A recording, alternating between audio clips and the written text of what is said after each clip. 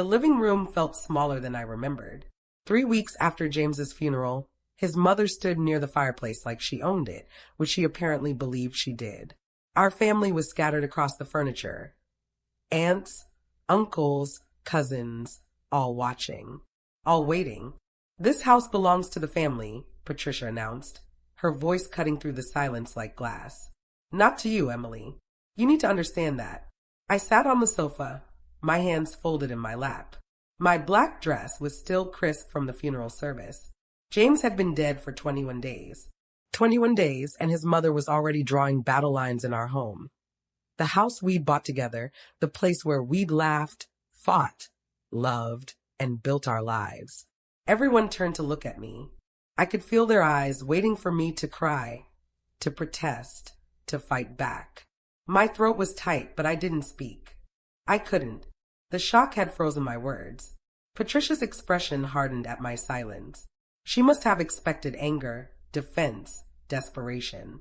Instead, she got nothing but the soft sound of my breathing. That silence would become my greatest weapon, though I didn't know it yet. The next morning, Patricia called an emergency family meeting. By the time I woke up, the narrative had already shifted. My sister-in-law, Catherine, texted me first. "Mom says you're fighting her about the house." Is that true? I hadn't fought anyone. I hadn't said a single word. But silence, I was learning, is easy for others to interpret. To Patricia, my quiet response meant fear. To the rest of the family, it meant guilt. Within hours, the story had transformed. The widow who didn't deserve the house. The gold digger who'd trapped their son. The woman who'd never been good enough. I watched from my kitchen as text messages piled up. Some people texted to check on me, but their words were loaded with judgment. Others simply stopped texting altogether. The family was choosing sides, and they were choosing against me. By evening, Patricia had done something worse. She'd ordered a title search. She'd filed a formal inquiry with the county, requesting complete documentation of the house's ownership history. It was legal. It was also a declaration of war. When I heard about it through Catherine's worried call, I made a decision. I wouldn't react. I wouldn't defend myself. I would watch. I would wait. And I would prepare. That night, I pulled out the old photo albums. Not because I wanted to torture myself, but because I needed to remember the truth of what James and I had built together. The earliest photo showed us at the bank, signing mortgage papers.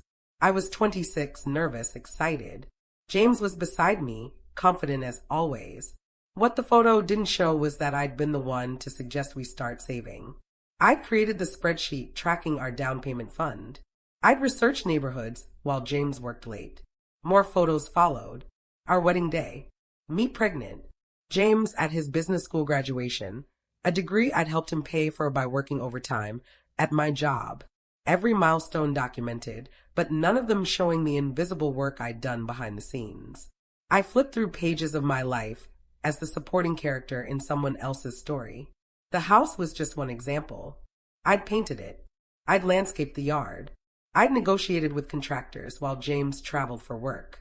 When his business struggled 5 years ago, I'd increased my own hours to help us stay afloat.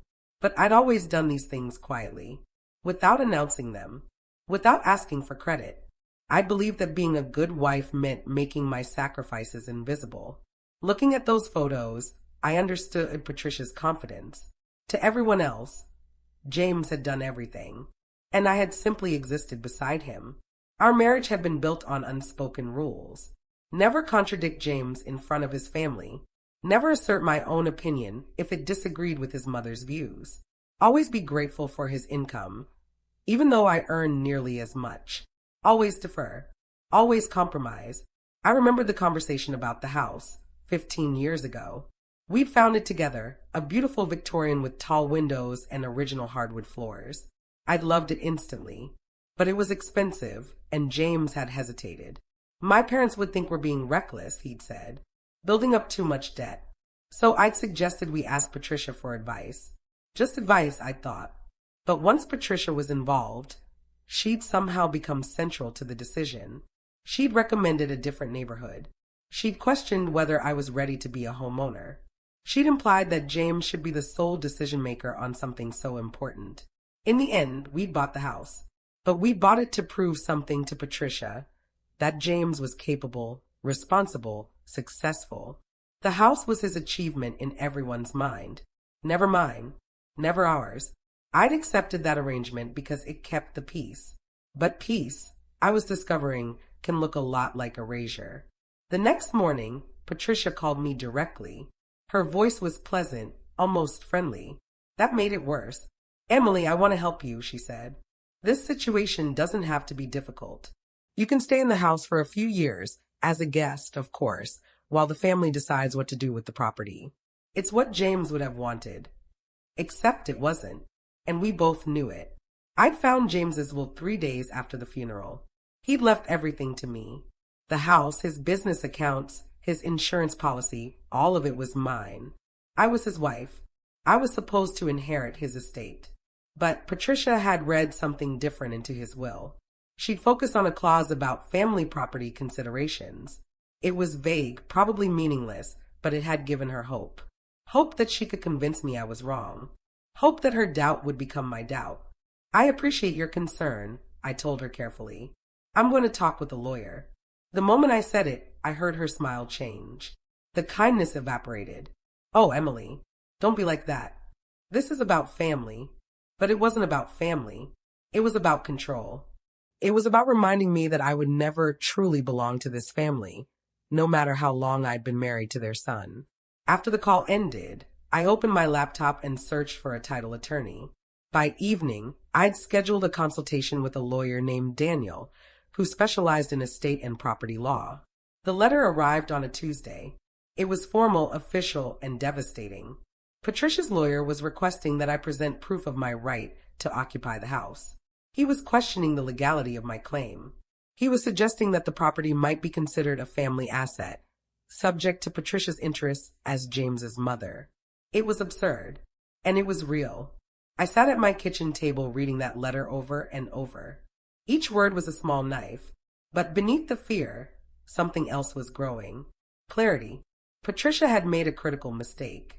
She'd moved from emotional manipulation to legal action. She'd created a paper trail.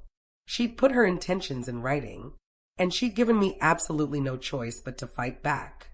When I met with Daniel the following week, I brought everything. James's will, the mortgage documents, the deed with my name on it, our marriage certificate, years of property tax records. I'd stayed up until 2 in the morning gathering documents, making copies, creating a timeline. Daniel reviewed everything carefully. He was quiet for a long time. "This is clear," he finally said. "The house is yours. Your name is on the deed. You're his surviving spouse.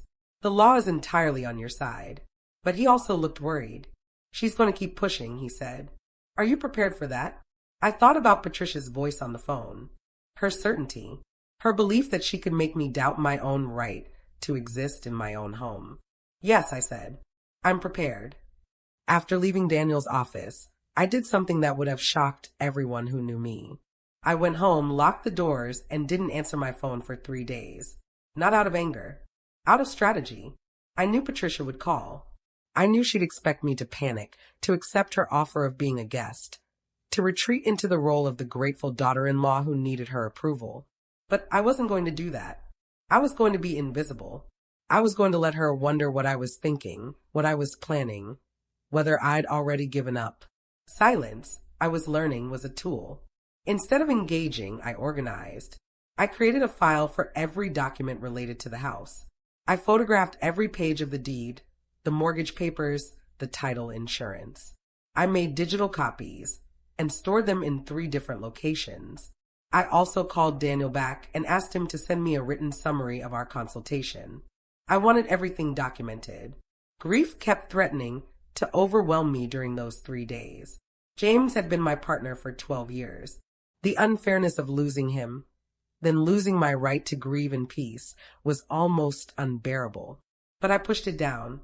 There would be time for grief later. Right now, I needed to be strategic. By the 4th day, when I finally turned my phone back on, there were 14 missed calls from Patricia. I began researching the history of my house with the focus of an archaeologist uncovering ancient ruins. I pulled records from the county website. I requested documents from our mortgage company. I even called the previous owners and asked them to describe their experience with the property's sale 15 years ago. What I found was a small detail that no one had noticed. A detail that would matter. When we bought the house, the down payment had come partly from my savings and partly from a loan my parents had given us. It wasn't a huge amount, $15,000, but it was documented. My parents had given me a letter at the time, confirming the loan. I'd forgotten about that letter. It was filed away in a document box in the basement, written in my mother's careful handwriting. But there was more. When James's parents had wanted to help with closing costs, James had asked them not to. He'd said he wanted to feel like he'd done this himself. His parents had respected that wish. They'd never contributed to the house financially. Never. That fact was about to become very important. By the second week, the pressure had become constant. Text messages, phone calls, emails from relatives I barely knew. Some were concerned messages that were really accusations. Others were more direct. "You know Patricia only wants what's best for everyone," wrote James's uncle. "Families shouldn't fight over money," added his cousin. "Your mother-in-law has been kind to you for 12 years. Don't you owe her consideration?" texted his sister. The narrative had solidified. I wasn't a grieving widow. I was a selfish woman who was squeezing her late husband's family out of property that belonged to all of them. I was ungrateful. I was greedy. I was exactly what Patricia had always implied. Not quite good enough for their son. But Patricia had announced something else. A family gathering at the country club. She told everyone it was to settle this matter fairly and legally. She'd invited relatives, and apparently, she'd hired a legal advisor to attend. The date was set for 3 weeks away. I realized then that Patricia wasn't acting from anger. She was acting from absolute confidence. She believed she had the power to force me into submission. She believed the family's pressure would break me. She believed that when everyone was watching, when everyone expected me to be a grieving, desperate, grateful widow, I would simply cave. That was when I decided. If she was setting a stage for a public confrontation, I would be ready for it. But not in the way she expected. I called Daniel again. I want to know everything, I told him. Every possible angle. Every document she might try to use. Every claim she might make. Over the next 2 weeks, we built a defense that was absolutely airtight. Daniel helped me create a detailed file that documented not just my legal right to the house, but the full context, the mortgage application with my credit included, the property taxes I'd paid, the home improvement receipts with my name on them, photographs of work I'd done on the property. But I didn't tell anyone I was doing this. Not a soul. When Catherine called to check in, I was vague and kind. When Patricia texted about the upcoming gathering, I confirmed my attendance without committing to anything. When relatives asked what my plans were, I said I hadn't decided yet. Let them think what they wanted. Let them believe I was weak, undecided, afraid. The truth was that I was preparing for battle, but I was doing it quietly, in secret, with absolute precision. I also did something else. I stopped defending myself. Whenever someone questioned my right to the house, I simply said, "I'm working with a lawyer. We'll sort it out." That's all. No explanation. No justification. No begging for understanding. The less I said, the stronger I became. The week before the country club gathering, Patricia made a critical error. She decided to speed things up. She filed formal paperwork questioning the validity of the will. She claimed that James hadn't been in his right mind when he wrote it. She alleged that I'd influenced him. She suggested that the house should be held in trust while the matter was investigated. Daniel called me the moment he heard about the filing. He was calm, but I could hear the anger underneath his words. "This is a desperate move," he said. "She knows she's losing. She's trying to force a settlement." But Patricia's desperation had also created a perfect record. Every accusation was now documented. Every claim was now traceable. Every step she'd taken to push me out was now part of an official record that anyone could examine. I realized something crucial. Patricia had moved from implicit threats to explicit ones. She'd crossed the line, and in crossing it, she'd handed me everything I needed. The evening before the country club gathering, I barely slept. Not because I was nervous, but because I kept reviewing the documents. The deed with my signature, the mortgage papers with my name, the title search results that showed no claim from Patricia or anyone else. Everything was so clear, so simple, so completely in my favor. How had she ever thought she would win? The country club was exactly what I expected. White tablecloths, soft music, the smell of expensive perfume. Patricia had booked the private dining room. She'd invited roughly 30 people, family, her lawyer, and apparently some kind of mediator named Mr. Harrison, who worked for a professional mediation service. I hadn't hired him. Patricia had. She was so certain she needed official presence to convince me. Mr. Harrison shook my hand when I arrived. He was older, gray-haired, and had the calm expression of someone who'd seen this kind of family conflict before. He didn't seem like he was on anyone's side, which was strange. Everyone in that room was either pro-Patricia or nervously neutral. Patricia opened by presenting her case. She spoke about family legacy, about James's real intentions, about the unfairness of me keeping the house when his family had invested so much in him. She produced documents, old family photographs showing the house, emails suggesting her husband had helped with repairs I'd done myself, text messages from James mentioning his parents' contributions, which meant emotional support, not financial support. It was all so carefully curated, so confident, so completely misleading. When she finished, everyone looked at me. "Emily," Mr. Harrison said gently, "do you want to respond?" I nodded. But before I spoke, I placed a stack of documents on the table. "I brought proof," I said simply.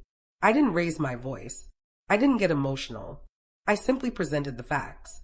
The deed with both James's and my name on it. The mortgage application showing my credit, my income, my responsibility for half the debt. The title insurance showing that only we, James and Emily, held a claim to the property. My parents loaned us part of the down payment, I explained quietly. My name is on the mortgage. I've paid half the property taxes every year. The house is legally mine. Patricia's face was turning red. "That's not, Emily. You're being deliberately obtuse about what this means." "What does it mean?" Mr. Harrison asked me. I took a breath. "It means the house is my property. It's documented. It's legal. It's final." I showed him the title search results. I showed him my marriage certificate. I showed him James's will, which specifically stated that his entire estate, including the family home, passes to my wife, Emily. "There's nothing unclear here," I said. "The law is clear." Patricia stood up. "This is about family honor. This is about doing what's right." "What's right," I interrupted, "is respecting your son's wishes." The words hung in the air. It was the first time I defended myself outright. And I'd done it by pointing to James, not to myself. Mr. Harrison looked at Patricia, then at me. "I think," he said carefully, "that the legal documents are quite clear." But I wasn't finished. Daniel had prepared me for this moment, and he'd given me one final card to play. I pulled out a document that had come from my mother's records, the loan agreement from 15 years ago. It was simple, one page, and it documented that my parents had contributed to the down payment. It also documented that James had accepted that contribution. He'd signed it. "This shows," I explained, "that the initial capital for this property came partially from my family. My contribution to this house isn't just through the mortgage and taxes. It's in the foundation of the investment itself." Patricia started to protest, but Mr. Harrison held up a hand. "May I see that?" he asked. I passed it to him. He read it carefully, his eyes moving slowly across the page. Then he looked up at Patricia. "Your son accepted a loan from Emily's parents, and he married Emily. Under the law, that makes the property part of their marital estate. It belongs to Emily." Patricia's lawyer, who had been quiet until now, leaned over and whispered something in her ear. Patricia's face went pale. The confidence that had carried Patricia into that room cracked like ice. I could see it happening in real time.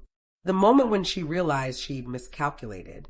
The moment when she understood that her certainty had been unfounded. Mr. Harrison turned to address the whole room. "I think this is resolved. The property belongs to Emily. She has clear legal title, documentation of her contributions, and support from her late husband's will. There's no legal basis for contesting her ownership." Patricia opened her mouth, closed it, then tried again. But the family's interest. Doesn't matter, Mr. Harrison said, not unkindly. Not legally. Several of the family members who'd been so supportive of Patricia suddenly looked uncertain. Catherine was staring at the documents.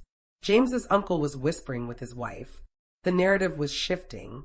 Right in front of Patricia, the story was changing. I wasn't the greedy widow anymore. I was the wronged woman who'd been treated unfairly. The evidence was right there on the table. Patricia's lawyer requested a private meeting with her. They left the room for 15 minutes. When they returned, Patricia was subdued. I think, she said carefully, we should let the lawyers handle this from here. But we both knew it was over. Over the next week, the family began to split apart. People who'd been sending me accusatory texts started sending apologies instead. Catherine called to say she'd never believed the things her mother had suggested. James's uncle sent a message that his wife had been mortified by how they'd treated me. The momentum had shifted entirely. What Patricia had tried to use as a victory stage had become her public defeat. Daniel worked with Patricia's lawyer to draft a settlement agreement. It was straightforward. Patricia would withdraw all legal challenges. She would stop spreading claims about the house's ownership. She would accept the reality of the situation. In return, I agreed to something small. I would let Patricia visit the house occasionally, if she wanted. I would maintain the family connection. I would show some grace. It wasn't forgiveness. It was simply the choice to move forward without bitterness. But Patricia didn't visit. Not once.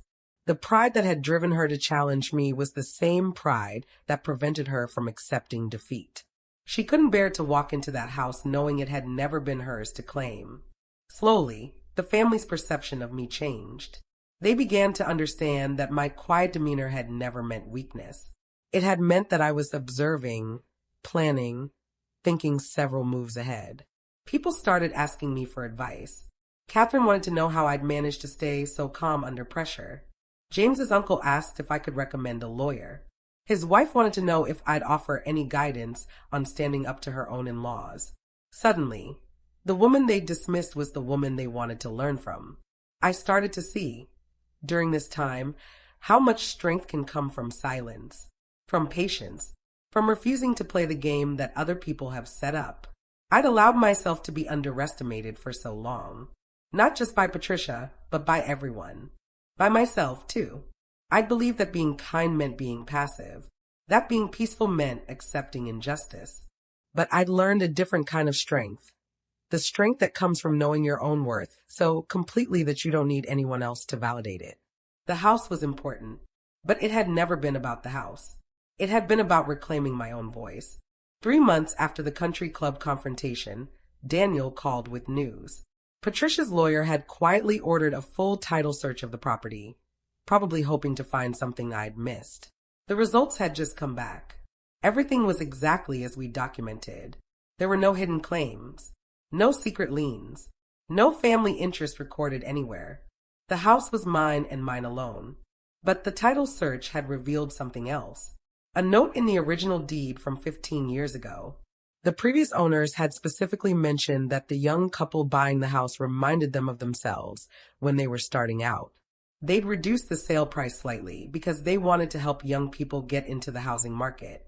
It was a gesture of kindness from strangers, but it was documented. It was part of the property's history. That detail mattered more than anything else. It showed that this house had always been built on fairness and good intentions. It showed that people who'd seen my earnestness and James's commitment had helped us. It showed that we'd earned this place. When Daniel told me about it, I actually laughed for the first time in months. So the universe was on my side the whole time, I said. The universe and the law, Daniel replied. That's a pretty good combination. Patricia tried, one more time, to save face. She called me directly, which surprised me. In the months since the country club meeting, we hadn't spoken. I want you to know, she said carefully, that I was just trying to protect the family's interests. It was an explanation, though not an apology. I could have confronted her about her lies, about the accusation that I'd influenced James, about the suggestion that I didn't deserve to be his wife, about all the ways she'd tried to diminish me. Instead, I said something that was far more powerful, I know, and I'm choosing to move forward without anger. That simple statement somehow made it clear that I had won. Not because I destroyed Patricia, but because I had risen above her entirely. I wasn't fighting her anymore. I wasn't even angry with her. I was simply moving on. Patricia never called again. The family dynamics shifted in a way I hadn't anticipated. By choosing grace over vindication, I'd somehow earned even more respect. People who'd been neutral before became genuinely supportive. People who'd been critical began to see me differently. Catherine started visiting regularly, not to apologize or make amends, but because she genuinely wanted to spend time with me. We'd have coffee in the kitchen where James and I had eaten breakfast together for 12 years. She'd listen as I talked about him, sharing her own memories. James's uncle helped me repair the fence that had been falling apart since the previous summer. We didn't talk about Patricia or the legal battle. We just worked together, and it felt like healing. Even some of the extended family began reaching out. Cousins invited me to dinner. Aunts asked if I needed help with the yard. The widow who'd been ostracized was suddenly welcomed back into the family fold. I realized that many of them had been caught in Patricia's narrative. They hadn't wanted to judge me unfairly. They'd simply been following her lead. Once I'd proven that I was stronger than she was, they'd felt safe liking me again. 6 months after the country club meeting, the legal paperwork was finalized. The house was officially, completely, and irreversibly mine. Patricia's claims had been legally dismissed. The deed was updated to reflect that no third party had any interest in the property. Daniel sent me a letter summarizing everything. It was 15 pages long and contained every detail of our legal strategy. Reading it felt like reviewing a battle plan after the war had already been won. But something important happened as I read that letter. I realized that I hadn't won against Patricia. I'd won against my own self-doubt. I'd proven to myself that I was capable of standing up for what was right. I'd shown myself that my voice mattered. The house would have been meaningless without that internal victory. It could have been taken from me later by another challenge, another person who didn't respect my right to it. But the clarity I'd gained, that was permanent. I'd learned that I didn't need anyone's permission to be worthy. Not Patricia's, not James's, not even my own past selves. Over the following year, I watched Patricia's life contract. She became more isolated from the family. Catherine told me quietly that her mother had been diagnosed with health issues brought on by stress. James's uncle mentioned that Patricia had withdrawn from her social circles at the country club. I felt sad about that. Not because I wanted her to suffer, but because I could see how her own actions had created her suffering. Her refusal to accept reality. Her need to control everyone around her. Her belief that everyone else's worth was less than hers. She tried to diminish me to build herself up. And in the end, she'd only diminished herself. I sent her a card at Christmas. Nothing elaborate, just a simple message, wishing you peace. I meant it. I'd learned that holding anger only weights you down. I had the house. I had the support of people who actually cared about me. I had my life back. Patricia had nothing but the shame of losing a battle she'd started. 18 months after James's death, I finally allowed myself to grieve him fully. Not the angry, defensive grief I'd been carrying, but the real, deep sadness that comes from missing someone you loved. I sat in our bedroom one evening and cried until I couldn't cry anymore. I looked at his empty side of the bed. I opened his closet and smelled his shirt. I let myself feel the unfairness of losing him, the loneliness of living in a house that now echoed with his absence. But I also felt something else, gratitude. Gratitude that he'd left me the house. Gratitude that he'd made it clear I was the person he trusted most in the world. Gratitude that he'd left me financially secure enough to grieve in peace, rather than being desperate and afraid. The house stopped being a battlefield. It became a home again, a place where I could heal. I redecorated slowly, not in a rushed way, but thoughtfully. I kept some of James's things in a memory box. I added new furniture that felt like mine. I turned it into a space that honored our life together while also making room for whatever came next. 2 years after James's death, I made a decision. I was going to go back to school. I was going to get my degree in property law. It wasn't a decision born from anger. It was born from clarity. I discovered during all of this that I had a talent for understanding complex legal systems. I'd learned that I could think strategically and calmly under pressure. I'd realized that I wanted to use those skills to help other people. I started taking evening classes while working my regular job during the day. It was exhausting and exhilarating at the same time. I was building something new, something for me, something that had nothing to do with being James's wife or Patricia's daughter-in-law. I was becoming, for the first time in my adult life, simply myself. Catherine helped me study. James's uncle hired a tutor to help with the math I struggled with. Even his sister sent me encouraging messages. The family was supporting me now, not because they felt obligated, but because they were genuinely proud of what I was doing. One evening, I was reading case studies when I came across a legal precedent about inheritance rights. It was about a woman who'd fought to keep her home after her husband's death. The case had gone all the way to state court. The woman had won. I realized, reading about her, that my story wasn't unique. There were countless women who'd had to fight for what was rightfully theirs. Countless women who'd been doubted and questioned and pushed. But they'd won too. We all had. 3 years after that devastating day in my living room when Patricia announced I didn't deserve my own home, I graduated with my degree. I was sitting in the university auditorium with my cap and gown, waiting to walk across the stage, when I thought about how far I'd come. I'd been a grieving widow consumed by fear. I'd become a woman who could stand in front of a room full of hostile people and claim her own truth. I'd transformed from someone who needed permission to exist to someone who gave permission to herself. The house was still mine, but it wasn't the most important thing I'd kept. What mattered more was the knowledge that I could trust myself, that I could think clearly under pressure, that I could be kind without being weak, that I could be strong without being cruel. Patricia never reached out again, but I heard through Catherine that she'd moved into a smaller condo, that she'd quit most of her social activities, that she seemed diminished somehow, like the effort of trying to control everyone around her had finally exhausted her. I sent her another card. "Congratulations on your new chapter," I wrote. I meant it. Everyone deserves the chance to start over. My own new chapter was just beginning. I'd been accepted to work at a law firm that specialized in family estate cases. I was going to help people navigate the same kind of situation I'd faced. I was going to show them that being quiet didn't mean being powerless.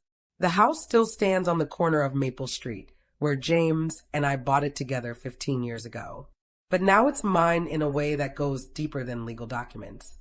It's a symbol of a woman who learned to trust herself.